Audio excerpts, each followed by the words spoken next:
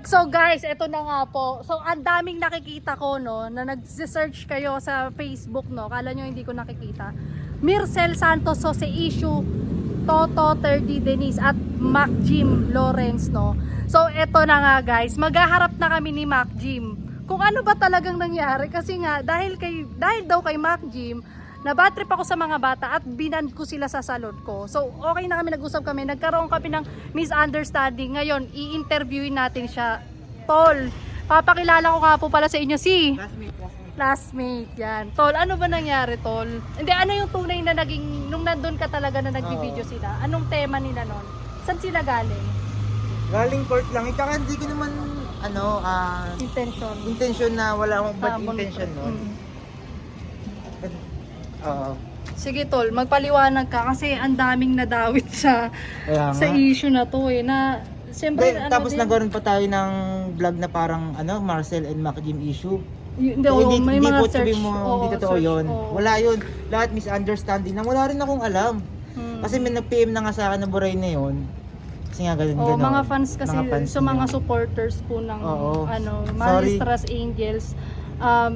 Ako nabigla din ako guys kasi hindi ko expect na sa akin kasi ang isip ko lang small YouTuber lang ako mga small TikToker lang tayo, so hindi ko expect na maraming makakapanood. At the same time syempre yung nabanggit ko kasi na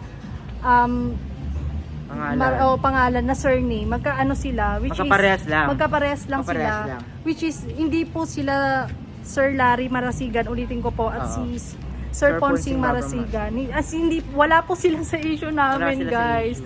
Baka yung mga fans po nila Sir, nila Konsihal is baka iniisip po na sinisiraan ko po. Hindi po, pasensya po kayo. At napaka mabuting tao ng mga yon, ng mga pinsan na yon. Opo, at saka isa din po yun ay po yun ni Mama kumbaga kaibigan po ng mga magulang ko. Malaking tulong din po sila dito sa barangay. Kumbaga sila yung mga unang-unang tao, at nung hindi pa ganun ka-boom ang barangay Kanlubang, nandito sila, saksi sila dito hanggang sa pag-angat ng Kanlubang. Sila yung nandito talaga. So yun lang po, gusto lang po namin i-clear at okay na rin kami guys. Saka magkababata kami, hindi po totoo yung issue sa amin, magkaklase kami. Mag-classmate kami nito. Parehas kami taga-Asia 1. Opo. So kumbaga magkalapit kami lahat chismis, nagulat, wala po akong kalam-alam sa issue na yan.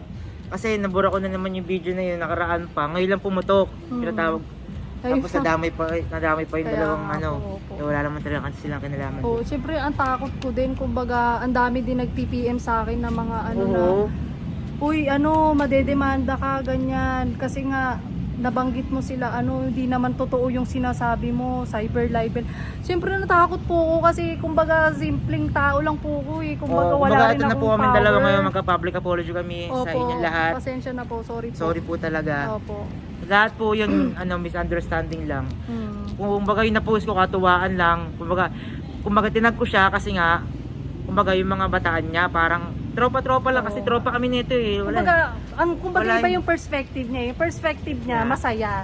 Yung pagdating naman sa akin, siguro dahil nga pagod ako sa salon, ang dami kong stress kasi ang dami kong iniisip na babayaran ko Kasi magbe-bare months na. So ang tingin ko dun sa post niya na Mircel Santos Jose, mga bataan mo nagwawala dito sa barangay. So nainis ako doon sa yung mga bata yung pinag-initan ko. So which is sinasabi nila na bakit yung tropa ko, bakit daw siya, bas kinampihan ko sa mga bata. So nag-isip din na ulit ako ng malalim. So in-interview ko si 30 kagabi. So nung in-interview ko si 30 kagabi, mali yung mga deliver namin. Kaya paano nakaraan? Gusto na katapuntahan. Mali yung mga deliver namin na syempre natakot ako gawa ng wala naman din akong kasi wala na sa akin, nabura ko na yung video. Akala ko naman okay na. So yun nga po, at least okay na yung issue namin. So tuloy ang eksena, tuloy ang atake So sa mga nakapanood po, pasensya na po at tas kay Consel Larry Marasigan and Ponsing Barba Marasigan, pasensya din po sa inyo. Shoutout sa kanilang dalawa. Mga wala pong kinalaman niya. Iboto po natin sila. Po yung mga taong madaling lapitan, tapos na-issue pa sa ganun. Wala sila kinalaman sa ganito Kaya nga, kumbaga, syempre ako naiintindihan ko po yung side nyo po, as running po na tatakbo. Kumbaga, hindi, malaking responsibility po kasi yan syempre, kumbaga problema ng bayan yung aanuhin nyo, tapos yung sa maliit na yan, kumbaga yun ang aataking.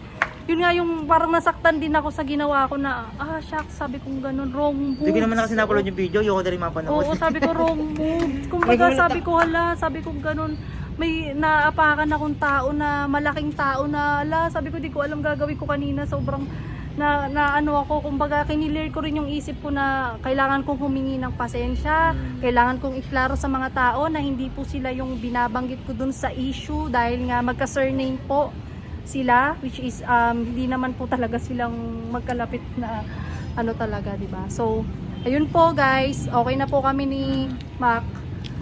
I hope na lesson learned din sa mga batang bakla na maintindihan din nila yung lesson na sinasabi ko sa kanila na yung pangalan ko din na ito, yung salon ko rin, binild ko rin siya. Alam mo naman tol, di ba? Mga bata tayo, kumbaga maaga ako nagkaanak. Grabe, wala talaga akong alam sa Binild problema. ko yung kapangalan ko, tapos sila naman yung sisira, pero which is okay naman, na-resolbahan na rin talaga. So, magkita-kita tayo sa next vlog. So, baka may YouTube ka. Wala Wala kang YouTube, Facebook Asali lang. na lang ako sa'yo. Sige. So, yun nga guys. Ayun, sorry, and Consalari Marasigan and Consing Barba Marasigan, pasensya na rin po talaga sa sa abala. abala. So, sobrang Ganon. laking abala Sobrang nagawa. laking abala. Pasensya na po. Hindi sa po inyo. sila yun, labas Opo, sila sa ganon. Labas sila, hindi po talaga Opo, sila. hindi po sila Opo. yun. Pasensya na po, yun lamang po.